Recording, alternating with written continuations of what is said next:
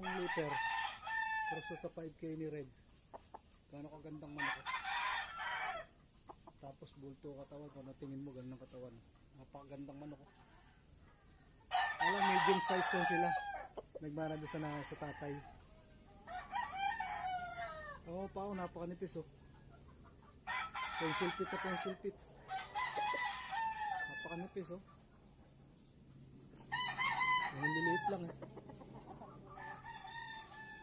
Ito yung kongko sa lahat ng magkakapatid. Sayang isa, nakaltis. Yung bet ko yun. Pinakamaganda rin yun. Nakaltis ang kaliwa. Magkakapatid to, pinakagusto ko. Ito pa isang kapatid oh. Oh, bunto to. Napakalago.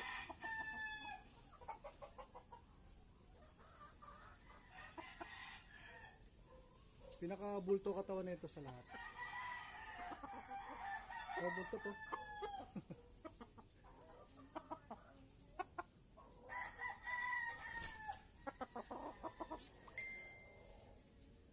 Ito pre yung kung sa kanila, pinaka-pogi ito. Light siya. Kaya bunto to. Ito yung kaltes. Nakaltes yung aliwa, sayang. Binaby ko kasi ito nung bata eh. Hindi ko siya nilalabas ng bulan. Hindi pala maganda yun sa manok. Kami yung kaliwa niya oh. Ayan oh. Yung mga pumalabas. Ganda oh. Baray na pa yung bakpak.